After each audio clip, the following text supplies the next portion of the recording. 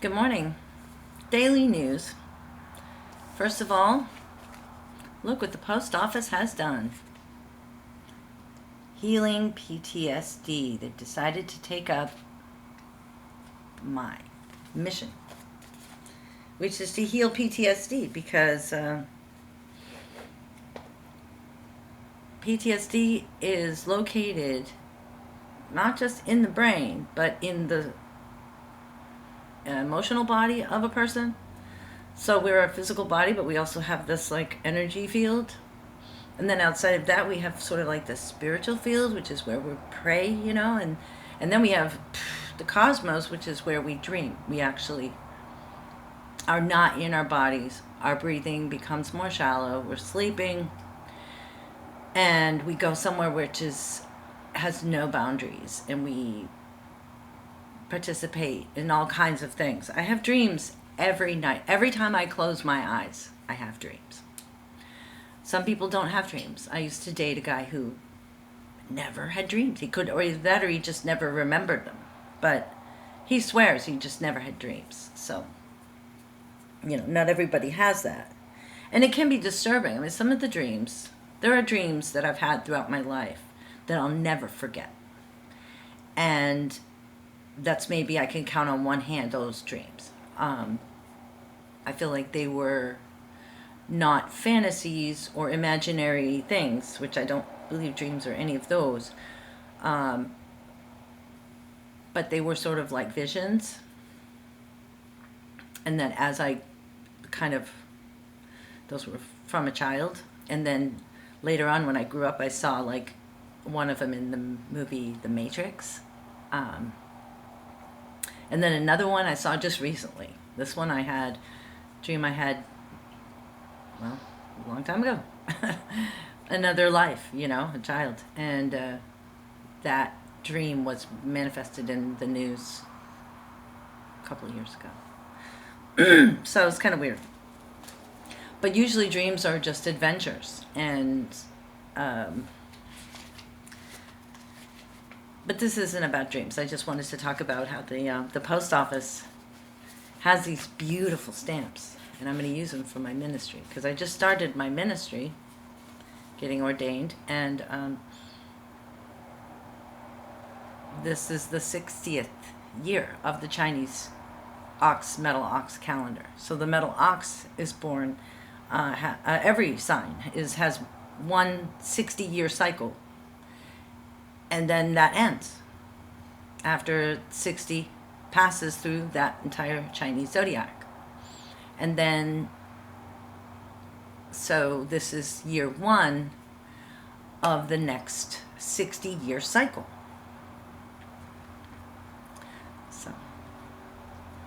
So in that year, I wanted to bring back my, when I was a young minister, a young adult, and I ministered, got a degree and started, actually I was a practicing music minister for years before I actually got ordained.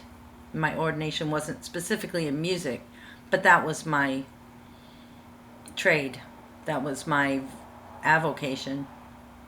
And music ministry as a mode of, as an occupation, is what my current ordination is actually for, and license to touch, because it's going to be important to have a license to touch. That means you have something that would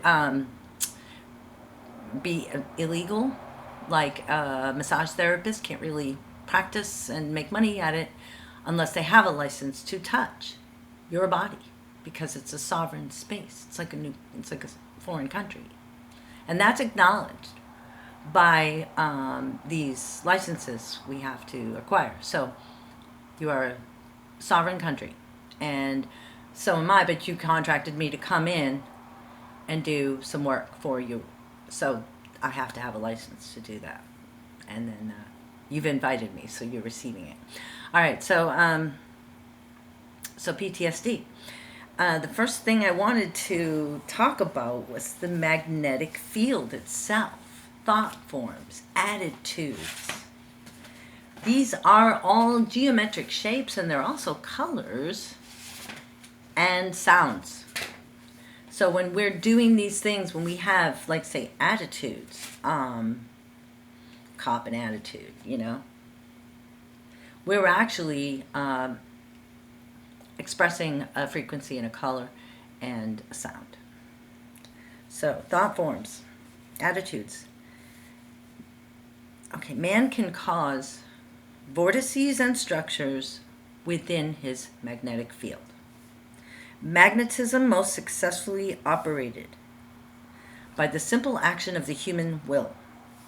Where this will is directed, the magnetic current will be mutated or caused to change course. Mutation is a change or a modification within a structure. It's not necessarily bad. It's not necessarily good. It's just a mutation. It's something, it's alchemy, okay? That's what alchemy rests upon, that function of mutation. If you have a sufficiently intense belief, let's say I intensely believe I am worthy to be abundant, will create channels. And that is what neurolinguistic programming is built upon, is creating these currents, these channels, avenues, venues, veins. So it's like currents, like when you have wires, so the current is flowing along the wire to the wall, from the wall into the wire. So, when we're intensely focused on something and we create these currents, they affect change and mutate our magnetic field. For good or for bad, it just changes its course. So that's how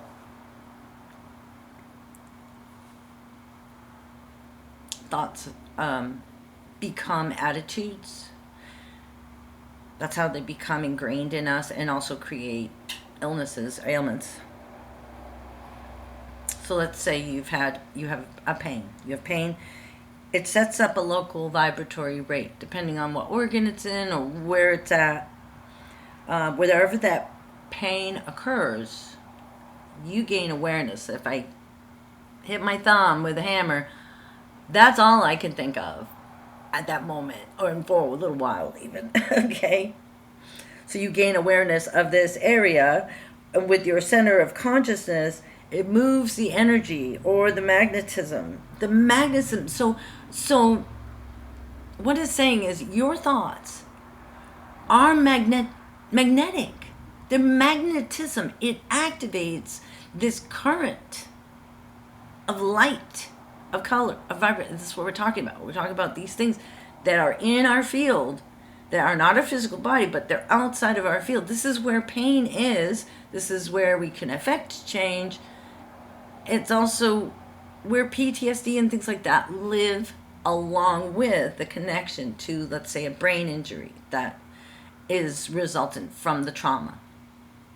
PTSD. So if there was a trauma, there is some kind of brain alteration. There is a damage. And it causes you to change course. So the damage, I can't think of this specific event. Actually, I can. I know what the specific event was that caused my trauma, my PTSD. But for you, obviously everybody has, some people it's a systemic trauma that continues and continues, and they're traumatized for years. In an abusive household or, whatever. So, but mine was a result of someone demanding to me that I change my orientation. So I was not just left-handed, but I was creating also as a child at home, under my crib, with a little recorder, singing little songs, telling stories from at least age 4. Maybe younger, even writing. So I wrote backwards, from the right to the left, in perfect English, at least by age 4. And then in school, we didn't have kindergarten in my town. So in first grade, I really met strangers for the first time. And I was separated from my mother. And I was shy. Big loud family, this little elf, whatever it was, fairy. So I had imaginary friends that I played with. Very creative, kind of intuitive little child, right? So you've met kids like this, or you have kids like this, or you are one of those, or you were one of those. So I went to the first grade, and their policy was that everyone had to be right-handed. Yep. So when it was my turn to be, trained and trained, I couldn't do it. I couldn't hold the pencil in my right hand. It just was it just fell out of my hand. I couldn't do it. So they strapped my left hand to the desk with like tape or rope or something. And they gave me the pencil and they said, you write. So here's, this little fairy, creative, writing backwards. And I blacked out. I blanked out.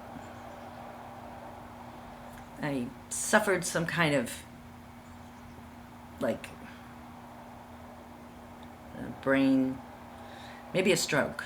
Okay, think of it as like a stroke, some blood vessel or whatever in my brain couldn't function, and I became mute for 6 months. So they got a teacher's aide to sit by my side, basically 24/7. I mean, just all throughout the day, because for the next 6 months, I started sucking my thumb, and I couldn't speak. I was just in shock, and I was really tiny. I was like, here's all the kids, right? And then they line everybody up by size, for like the school pictures or whatever. So I was always like the last one, right? Because I'm like tiny. So yeah, for 6 months. And they also, that was the time when they had music and art in school. So we had art, we had music. Strangely enough, I would sing. I'd sing and sing and sing. And they're like, she won't talk, but she'll sing.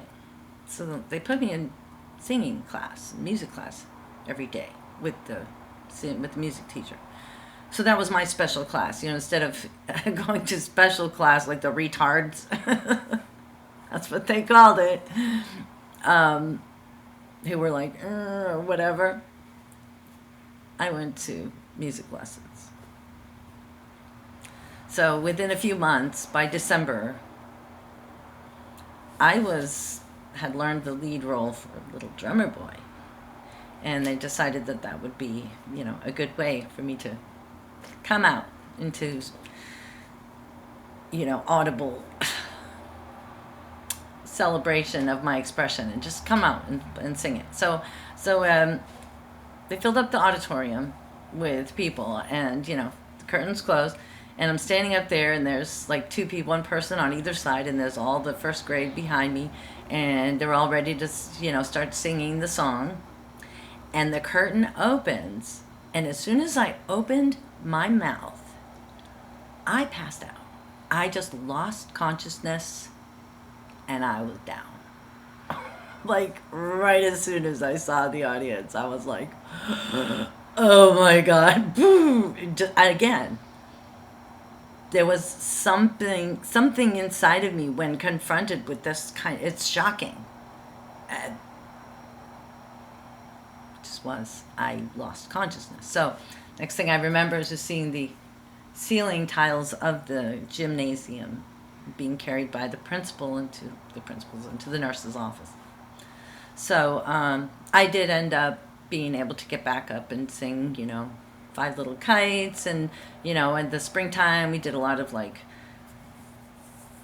Cherry Blossom song, and I just remember all the songs, and along with my songwriting at home, which had ceased because I was extremely ill, like asthma, mold, and along with not being able to have immunizations, that was another thing that made me very strange to them and almost got me kicked out of school because I could not be around all these kids that had shots. What would that do to them? I was supposedly a carrier of all these diseases, right? That's what they thought back then. It's actually could be the reason why I got sick a lot in the first 3 years of school, because they were the ones carrying the diseases. But this is fragile. So I wanted to tell that story because it's extraordinary and it's made me who I am. And there was a course correction in my energy field. There was a huge one. I mean, admittedly, there was something that broke, in me that prevented me from ever being able to be the same again. I never was. It took me to start writing music again, my own music, 30 years. So when I was 36, I wrote my first song again from the age of like 6. So that injury took 30 years out of that part of my brain, the part that creates music. And I think I produced 3 records the first year, 4, 5, I don't know. It's almost like I didn't stop writing. It just put itself on hold. And it kept generating, obviously, while you're alive, you're generating energy to keep yourself alive. And I had grown to be, by 36, I was a grown woman. I had 3 children. I'd had a long marriage I had just separated from. So it was after the separation and the divorce was when my music just took off. And it's never stopped. And I don't think it ever wants to. So, music is not just entertainment. It's not even entertainment at all. Actually, that's like saying sex is entertainment. It's not entertainment. This is not for you to watch. This is for you to do.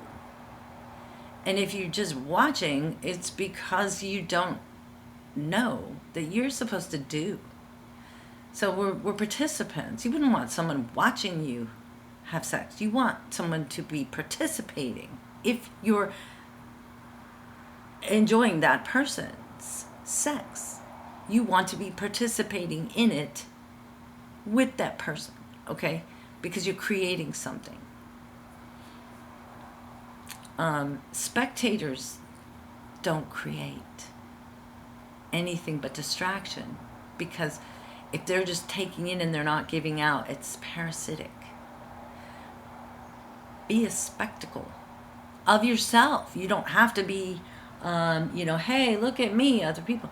They will if you're bright, if you're shining. They will look. And if that's what you want, then brighten up. If it isn't what you want, then just light up your light by yourself in your home or wherever you are, not for anyone else's sake. So because music kind of saved my expression of life itself here on Earth. It allowed me to do that. It gave me a method to do it where one of my other normal facilities was shut down from trauma. So I'm very fortunate in that I was given that and I took it and I stayed with it, not because I had to or anybody forced me. Because it's like anybody else, I liked being able to say what I thought and I had ideas. But I couldn't speak it through my mouth like I'm speaking now. It had to be sung. So if you look at the first 30 years of my music, actually that hasn't been 30 years. I've been performing for 54 years from that first stage experience. But 36, so that's 24 years I have been writing my own stuff. So in that 24 years, if you go back like to the beginning music, that's what's it's still relevant now. They're all still relevant because they're just what I would say to the world if I wanted them to know me, because I had no way of just presenting myself verbally and saying, hey, how you doing? Get to know me. It's all inside.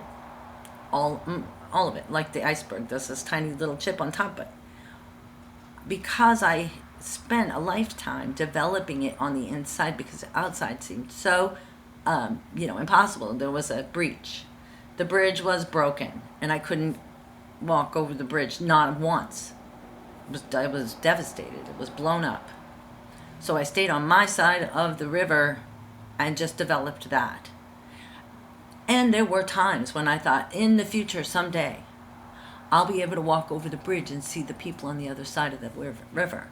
And we'll meet and we'll talk about, I can tell them now. Or they can listen to songs and they'll know. And so it was like a deferred result that it was fine with me. And I always had that. I always had that knowing that's, in the by and by. But it was here on this earth, someday down the road, in the future, I will either not have these maladies and be able to be, freely express myself without that pain, because it's pain, etheric pain, and there's still, because of that brain damage, there's still some, it's hard to say physical pain, but it does right up in here, feels like it. So I'm reluctant to do things that cause pain. So I've had to, basically practice the NLP 4 years. Well, 7 years I've been practicing the NLP for that specific event,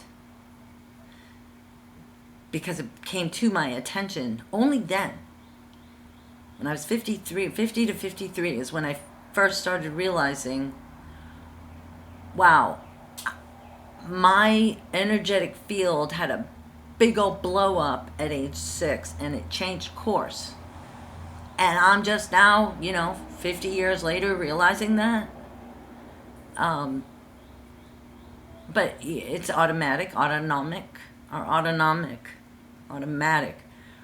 nervous system takes over and compensates. And it compensated with creating music, which is pretty miraculous, I just have to say. And then when I went to go get a P.O. box in the post office with these beautiful stamps, healing PTSD. So, thank you, U.S. Postal, for creating a stamp for me.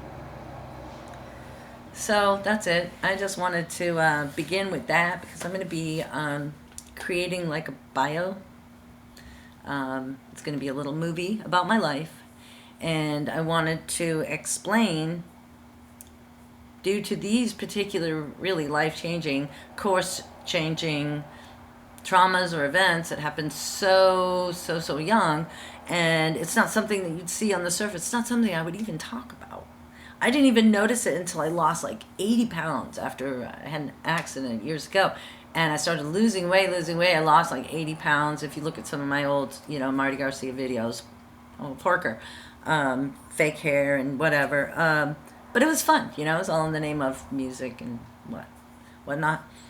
But when I lost all that weight and I became like this size, this is my normal size, I'm 4'11". I noticed I could see my knuckles and my wrist bones again. When I saw my knuckles and my wrist bones, And I was like, wow, it's really bony, you know? I mean, I look fine, you know? I know I'm not a bone rack, but compared to how I always felt of this, you know, inflamed kind of bubble of fat that I always carried, um, to be so skinny and to like be able to see it's almost like the sun shined its light on these cells for the first time since then. And all the memory came back. And I relived the experience of that little girl being traumatized by having to force it's not just the hands. The hand is obviously connected to our voice, our vocal chakra. Our throat chakra is connected to our hands. Who knew that?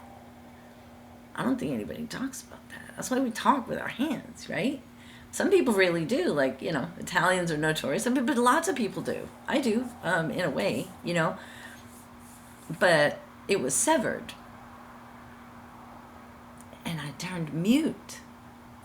So I know there is this thing called selective mutism, and there's also Asperger's, which is also, it's a problem of focus and communication. And selective mutism is where you just, for me, it felt like someone had closed my vocal cords shut.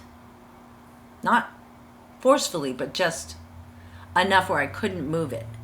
And if I tried to communicate, nothing would come out, and it would just stop, like right here. And I'd be like, oh, I just felt like stabbing, and I would get so upset. I mean, I would be like crying, and I couldn't even hardly cry. It was just so painful and scary.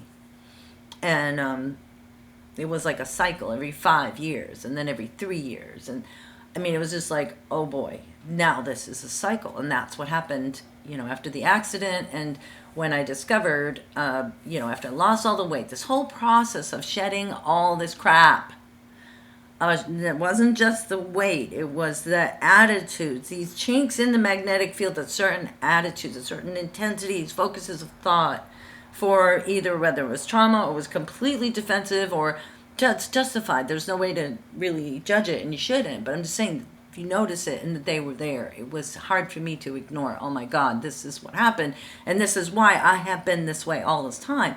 And now it makes sense.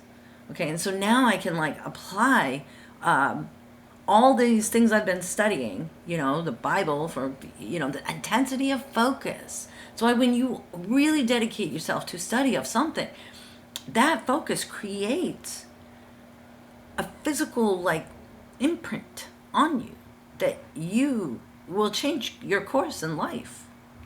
Success stories. Listen to any success story. That's what it is. It's this intensity. It creates a new mutation that will change your course. And so that was the realization of what had happened, because they were never able to make me right-handed. It didn't work.